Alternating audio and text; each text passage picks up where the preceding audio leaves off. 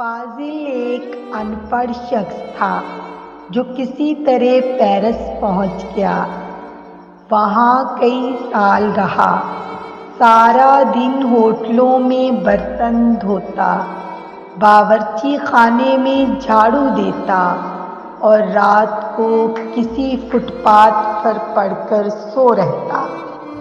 8-10 سال بعد سنا کہ فاضل پیرس کے سب سے پوش ہوٹل کا شیف یعنی ہیڈ باورچی لگ گیا ہے۔ شیف کی تنخواہ ہوٹل کے جنرل مینیجر کے برابر ہوتی ہے۔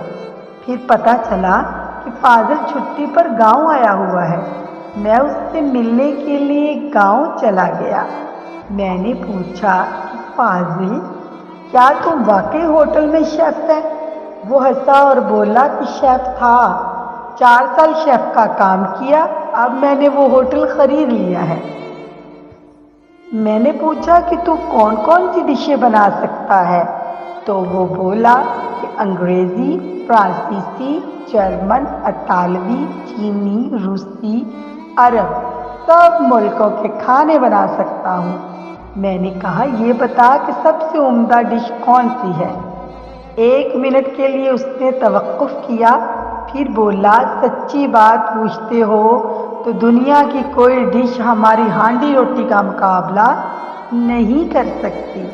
جب میں شیف تھا تو میں نے ہوٹل کے مالک سے کہا کہ صاحب جی، باورچی خانے میں مجھے ایسے برتن چاہیے جو مٹی کے بنے ہوئے ہوں۔ مٹی کے برتنوں سے کیا فرق پڑا پھر؟ میں نے پوچھا۔ بولا میں نے لوگوں کو لذت کی لت ڈال دی۔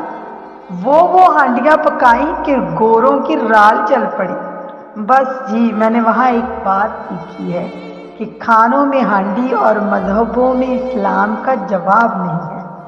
ارے میں حیرت سے چلایا، ہانڈی اور اسلام کا کیا جوڑ ہے؟ وہ بولا جناب، بھائی صاحب، ہانڈی متوازن خوراک ہے اور اسلام متوازن مذہب ہے۔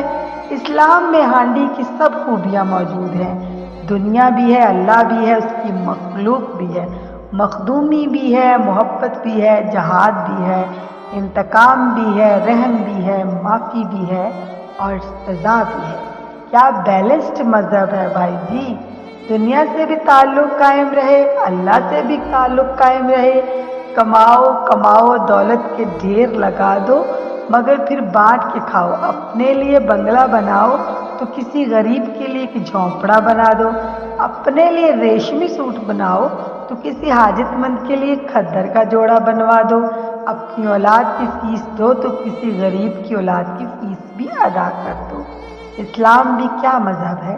بے شک دولت کی ریل پیل ہو، لیکن دولت ایک جگہ ڈھیر نہ ہو، چلتی پھرتی رہے۔